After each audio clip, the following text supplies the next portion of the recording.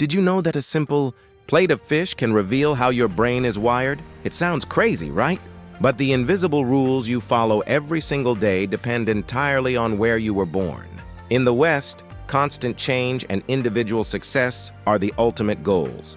You must improve, adapt, and move forward to be valued. But in Japan, there is a completely different blueprint for life. They find deep beauty in things that never change, and they prioritize long-term harmony over quick progress.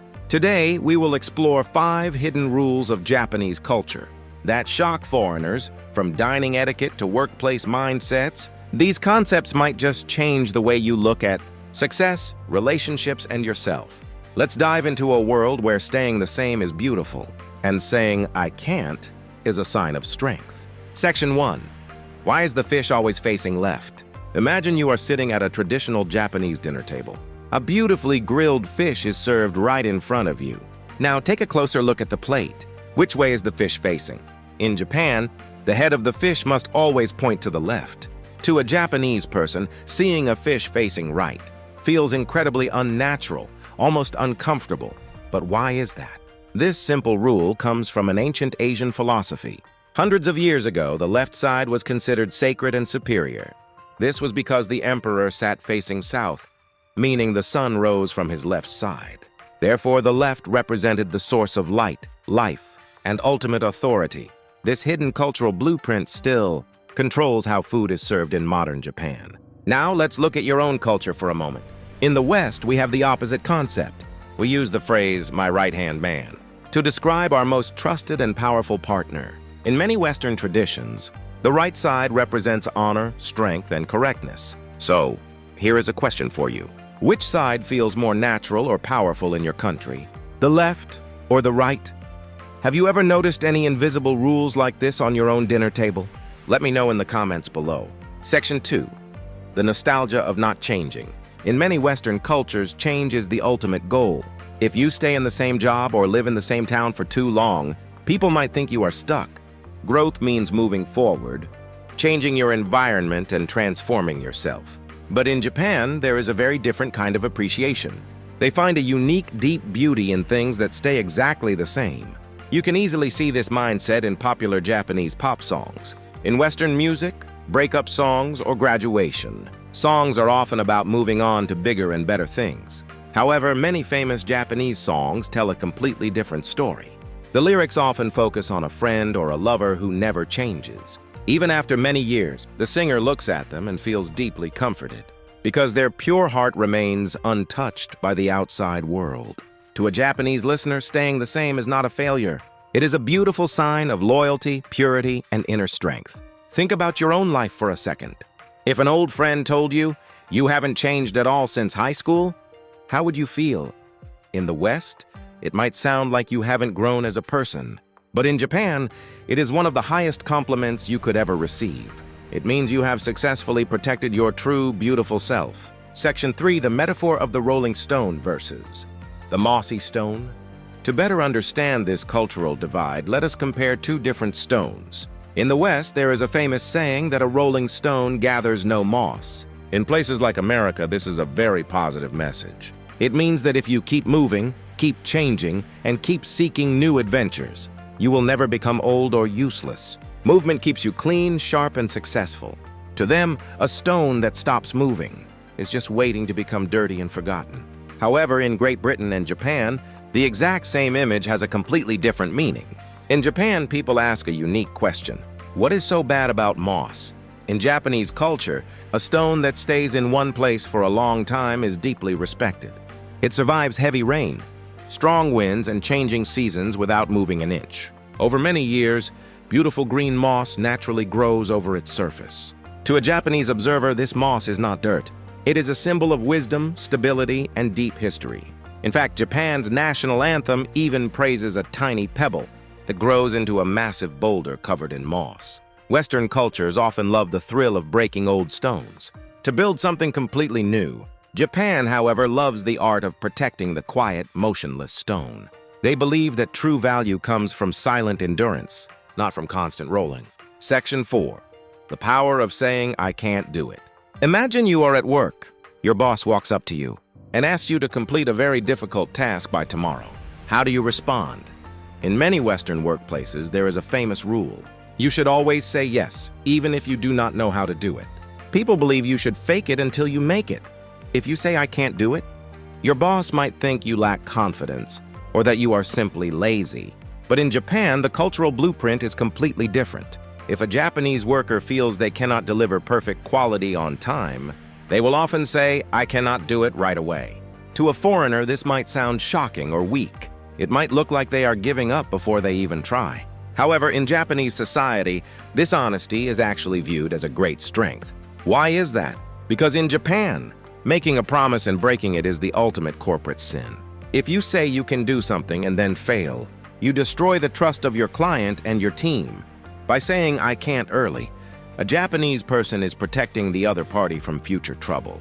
They are creating a safe buffer. It is a sign of deep responsibility, not a lack of ability. Section 5. The 80-20 rule of Japanese honesty. Let us look at a funny and very common example of this mindset. Imagine asking someone from Europe or America a simple question. Can you speak Spanish? If they know just a few basic phrases and words, they will happily smile and say, yes, of course. They focus on what they do know. To them, 20% knowledge is enough to say I can. Now ask a Japanese person a similar question. Can you speak English? Many Japanese people study English for over 6 years at school. They can read complex texts, and they understand advanced grammar rules perfectly. Yet 90% of the time, they will shake their heads and say, no, I cannot speak English at all. This is what we can call the hidden 80-20 rule of Japanese honesty. Even if a Japanese person understands 80% of a language, they focus entirely on the 20% they do not know. To them, saying I can means you are an expert who can handle any situation without mistakes. If they cannot speak perfectly, they feel it is dishonest to say yes. This unique gap often confuses foreigners, but it comes from a deep respect for perfection and truth. Section 6. Business as a lifelong relationship. Let us step into the world of modern business. In the West, corporate success is often measured by the next quarter. Companies focus deeply on numbers, speed, and cutting costs. If a new supplier offers the exact same product, for a cheaper price, you switch immediately. It is simple math, and it makes perfect sense. Business is a contract, not a friendship. But in Japan, the corporate blueprint is built on a different timeline. It is built on decades, not months. Imagine a Japanese manager who needs to choose between two suppliers. Company A is a long-term partner of 20 years. Company B is a brand new supplier that offers a much cheaper price. In Japan, the manager will often choose Company A, even if it costs more money. To a Western accountant, this looks like a terrible financial mistake. However, in Japanese culture, this loyalty is a smart, long-term strategy. They view business partners as extended family. When the economy crashes or a disaster hits, a family does not abandon you.